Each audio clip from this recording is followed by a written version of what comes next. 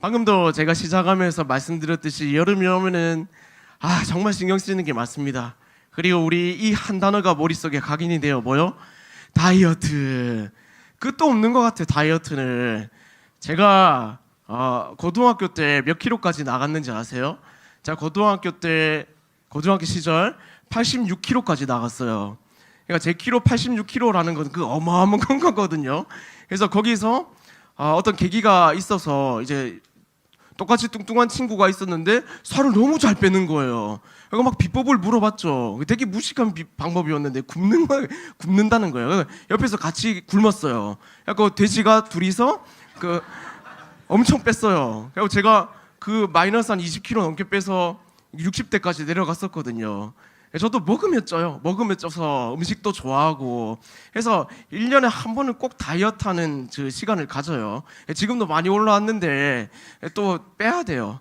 근데 다이어트 할 때마다 느끼는 게 뭐죠? 저와 여러분 모두가 너무 고통스럽다는 거. 그쵸? 막 다이어트 잘 하시는 분들 보면은 다 뭐 어차피 먹어봤자 같은 맛이다 뭐 이렇게 하지만 참을 수가 없는 거 어떡합니까? 근데 이제 살을 빼게 되면은 그 비포 애프터가 확 나뉘잖아요. 진짜 살 딱 빼고 나면은 새로운 삶이 시작됩니다. 옷도 막 이쁘게만 보고 입지 못했던 옷들을 입을 수 있고요. 펑퍼짐한 옷 안 입어도 되고요. 괜히 또 달라붙는 옷 입을 수 있고요. 그리고 되게 몸도 가벼워져가지고 되게 삶이 안 피곤한 것 같아요. 그렇게 이제 몸도 좋아지고 그렇게 뭐 삶에 대해서 활력도 생기고 그 비포 애프터가 딱 나뉘더라고요. 저도 항상 다이어트 해보면 그래요. 그래갖고 새로운 삶이다. 정말 유지 잘하면서 살아야지 했는데 안 되더라고요. 요요가 와요. 하고 살을 실컷 빼면서 제가 느낀 건 뭐였냐면은 그 살은 실컷 빼가지고 이제 몸은 줄여놨지만은 그대로인 게 있더라고요. 그대로인 게 식욕은 그대로더라고요. 그러니까 그 살쪘을 때 식욕이 그대로니까 살 빠지고서 그만큼 막 계속 먹는 거죠. 그러니까 배가 이제 불렀음에도 불구하고 먹던 습관과 그 먹던 양이 있으니까 그대로 막 억지로 막 소화시키면서 그렇게 또 요요가 오고 식탐이라는 게 되게 무섭구나 하는 생각을 했어요.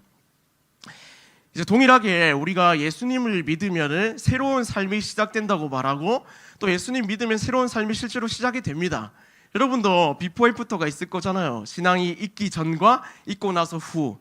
근데 문제는 뭐냐면은 사람에게 여전히 식탐과 같은 게 남아있어요. 죄라는 게. 그렇기 때문에 새로운 삶을 매번 살려고 하지만 그렇게 되지 않아요. 너무 어려워요. 왜냐하면 예전에 가지고 있던 습관들이 있거든요. 그렇기 때문에 예수님을 믿었음에도 불구하고 일주일 동안 우리가 살아가면서 생각해 보면은 그렇게 지기가 싫고요. 그렇게 섬기기가 싫고요. 그렇게 또 말씀 보기도 싫고요. 또 기도하기도 싫어요. 왜냐하면 죄의 본성이 계속 남아있거든요. 그러니까 새로운 삶을 살아가야지 하고 생각은 있지만은 몸은 막 그것을 거부하는 그런 어려운 삶을 살아간단 말이죠. 그래서 오늘 고린도서 말씀을 통해서 진짜 새로운 삶을 살아가는 것이 무슨 의미인가, 이런 새로운 삶을 살아가는데 필요한 게 뭘까 하는 걸 한번 세례식을 이제 마주했으니까 한 번 더 이제 생각하고 고민해보는 시간이 되었으면 좋겠습니다. 오늘 고린도서의 저자는 누굴까요? 사도 바울입니다. 이 청년부 훌륭합니다. 대단합니다.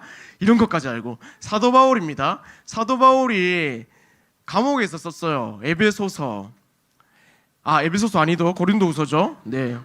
저 헷갈려서 죄송합니다. 네. 고린도후서를 썼는데 고린도 교회를 향한 편지예요. 이건 감옥에서도 안 썼습니다. 죄송합니다. 에베소서 생각이 머릿속에 있어가지고.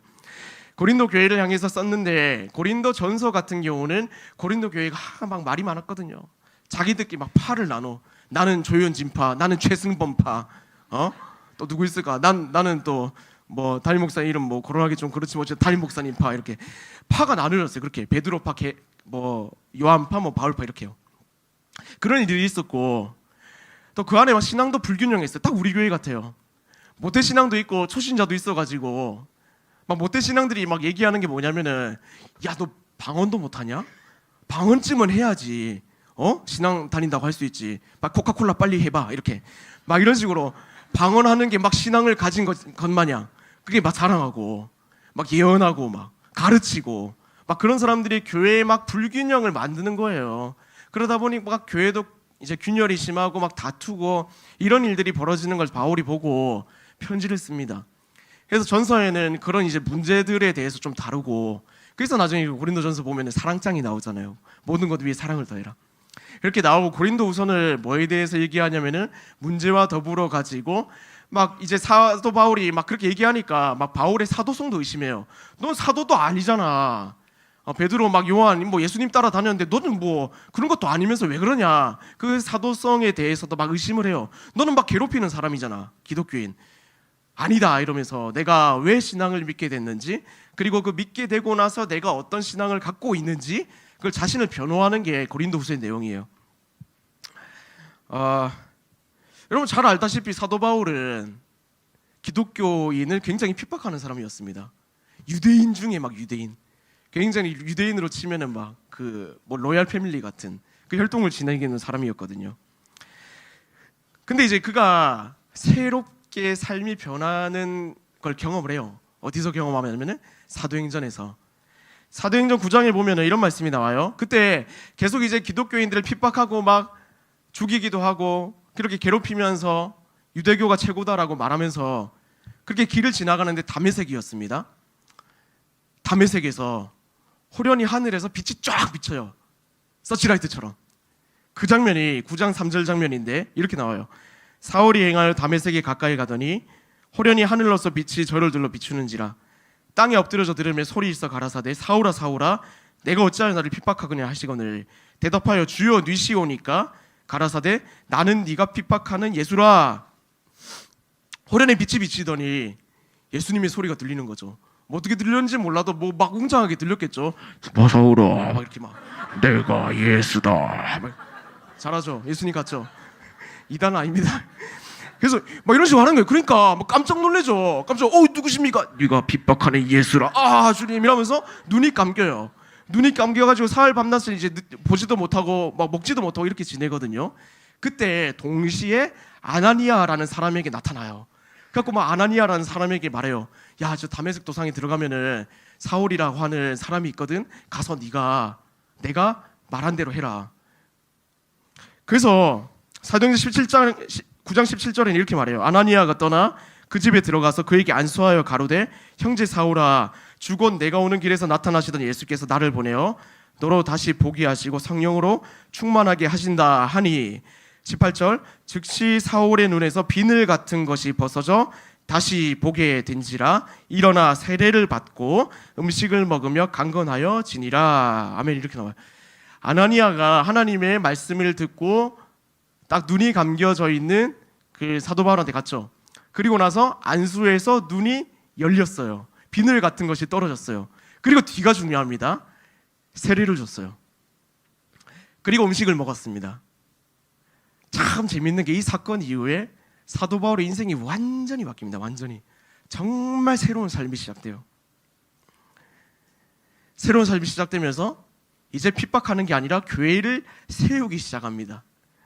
그리고 스스로 핍박을 받습니다. 돌 맞아 죽을 뻔한 적도 있었고요. 그리고 막 태형에 처한 적도 있었고, 굳이 막 먼 곳에 가가지고 교회를 개척하겠다고 태풍을 만나서 파선해서 막 무인도 떨어지고 이런 사건도 있었고요. 너무 다른 삶이에요. 너무 다른 삶. 로마 시민권 나한테 뭐 필요도 없다라고 고백하는 사람이 됐거든요. 그 사람이 오늘 고린도 교회를 향해서 이런 고백을 하는 거예요. 내가 가진 신앙 정말 예수 그리스도 때문에 변화되었고, 이렇게 고백하는 게 거짓말이 아니다. 거짓말이 아니다. 내가 어떤 삶이 됐는 줄 아냐? 하면서 고백하는 게 고린도서 5장 17절 말씀이에요. 그런즉 이거 다 같이 한번 더 읽어볼게요. 그런즉 시작. 그런즉 누구든지 그리스도 안에 있으면 새로운 피조물이라 이전 것은 지나갔으니 보라 새 것이 되었도다. 아멘. 그리스도 안에서 내가 새로운 피조물이 되었다라고 말하고 있는 사도 바울의 고백이기도 합니다. 근데 새로운 피조물이 되기 위해서 사도 바울은 이 구절 속에 숨겨놓은 하나의 조건을 얘기합니다. 그 조건이 뭐냐? 그리스도 안에 있으면 새로운 피조물이 된다 라고 말한 거예요. 반대로 말하면 뭐죠? 그리스도 안에 있지 않으면 새로운 피조물이 아니다라는 거죠. 아니다. 그리스도 안에 있다는 것은 그리스도께 종속된다는 걸 의미하거든요. 새로운 피조물이란 것은 새로운 질서가 삶에 세워진다는 걸 뜻해요. 다시 말해서 내가 주인인 삶이 아니라 예수님이 주인인 삶을 살아가는 것, 그게 새로운 피조물의 조건이라는 거거든요. 이게 새로운 피조물의 의미라면 우리한테 한번 스스로 질문을 던져봅시다. 여러분, 새로운 피조물입니까? 답을 잘 못하겠죠. 글쎄 우리 엄마표 뭐 40년 산, 30년 산 새롭지는 않은데요. 이렇게 말씀드릴 수 있잖아요. 숙성됐지만 새롭지는 않습니다. 이렇게. 그러나 사도 바울은 얘기합니다. 그리스도 안에 있으면 누구든지 새로운 피조물이다. 반대로 그리스도 밖에 있으면은 하나님과 원수된 자, 죄인밖에 되지 않는다는 것을 사도 바울이 강력하게 주장하고 있는 것이거든요. 어쨌든 오늘 세례식이 있고 세례받고 학습받고 입교하는 분들이 있어요. 저는 이분들뿐만 아니라 세례식에 동참을 우리 모두가 좀 그때로 돌아갔으면 좋겠어요. 정말 하나님을 내 주인으로 모실 때, 정말 하나님께서 내 주인이 되셨을 때 그 감격을 좀 회복하는 이 세례식의 시간이 됐으면 좋겠다 생각이 돼요. 근데 우리가 새로운 피조물이라고 하지만 아까도 말했다시피 죄의 관성이 있단 말이에요. 그러다 보니까 그리스도 안에 거하는 자체를 우리 스스로가 거부할 때가 많아요. 예수님이 주인된 삶은 뭐냐면은 복음을 따라가는 삶이거든요. 다시 말해서 예수님이 어떻게 하셨는지 그것을 묵상하고 그것을 따라 우리 발걸음 옮기는 거예요.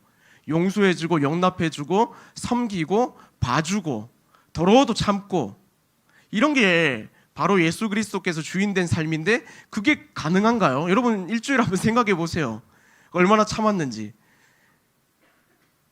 저도 막 성격이 막 그렇게 막 좋지만은 않거든요. 지금 성화되는 과정 속에 있는데 참 많이 발전했다고 어제 딱 느꼈던 사건이 있어요.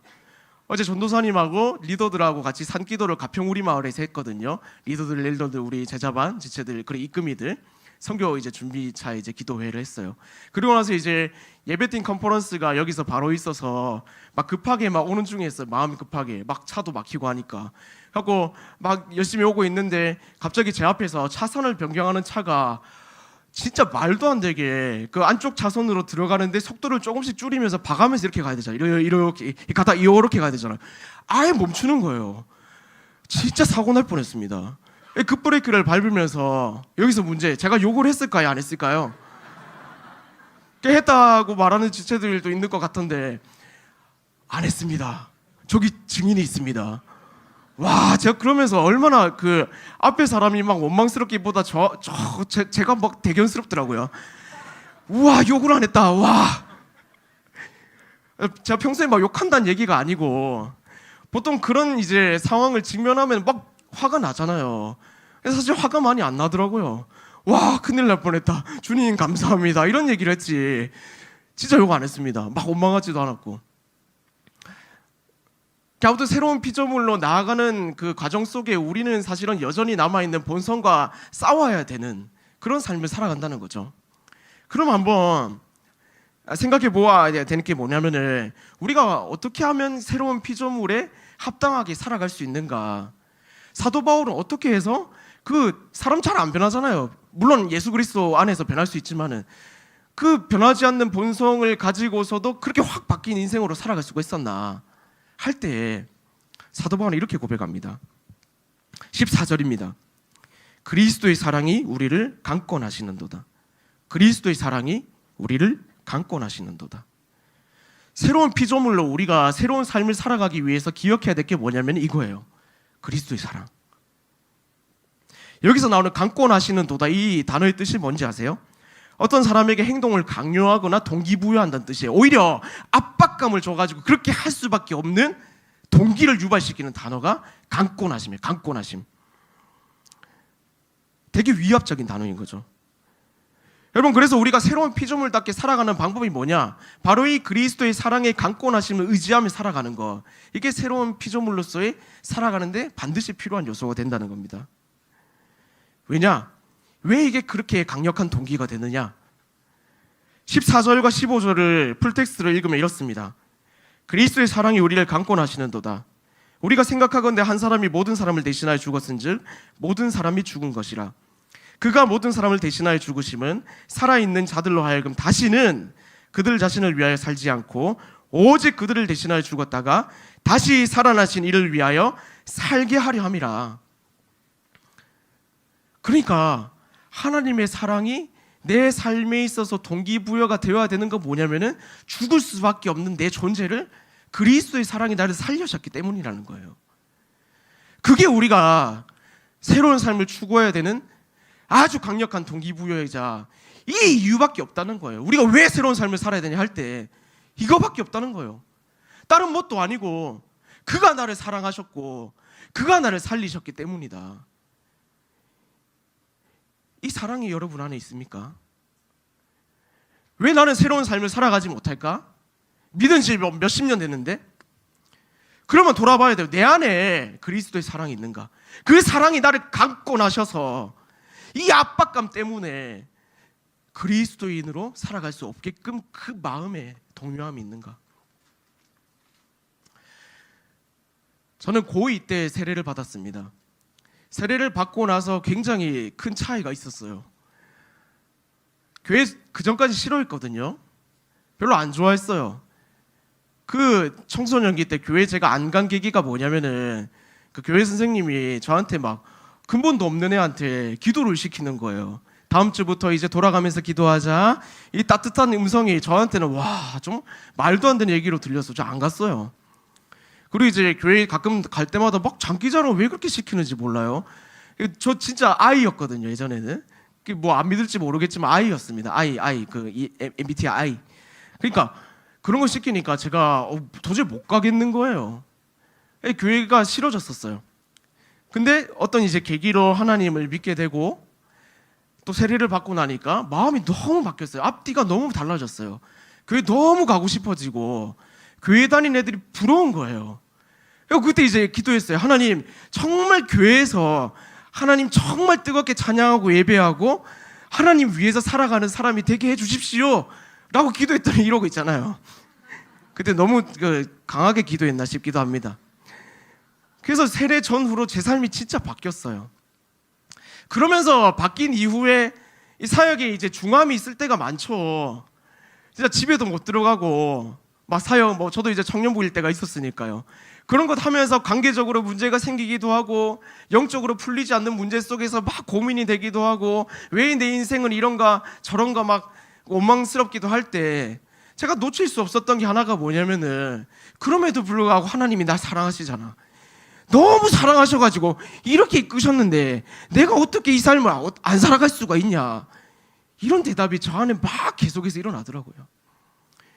그래서 저와 여러분의 마음에 정말 이 그리스도의 사랑, 그 사랑으로 인한 강권하심이 있는지 한번 한 주간 돌아보고 우리 삶을 돌아보면서 오늘 세례 받지만은 저분들뿐만 아니라 우리 모두가 그 사랑, 나를 살리신 그 사랑, 자격 없는 나를 구원해 주신 그 사랑, 그 사랑에 강권함으로 인해서 삶을 살아갈 수밖에 없게 해달라고 그런 다짐과 기도가 드려졌으면 좋겠습니다.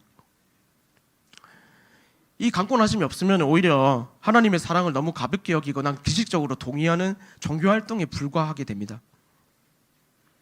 이 하나님의 사랑을 크게 깨달을 때 우리는 진정한 새로운 삶을 살아갈 수 있게 된다는 것입니다. 근데 중요한 것이 하나 있습니다. 네, 중요한 것이 있어요. 바로 이 새로운 삶은 매일매일 살아가야 한다는 겁니다. 매일매일. 새로운 삶은 새로운 질서가 부여된 삶을 뜻하기 때문이에요. 예수님이 주인 되신 삶. 그래서 우리는 매일매일 어떻게 해야 되냐면 그 사랑을 묵상해야 돼요. 그 사랑으로 인도하심을 생각해야 돼요. 되뇌어야 하고요.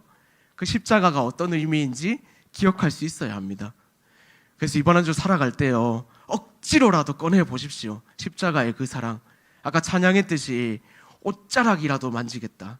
그 간절한 고백. 오늘 담임 목사님 말씀해 주셨던 수로보니게 여인처럼 그 떨어진 부스락이라도 먹겠습니다 하는 그 간절한 마음 갖고 얼마나 나를 사랑하시는지 그 사랑을 누리면서 새로운 삶을 살아가는 저와 여러분 될 수 있기를 주님의 이름으로 축원합니다.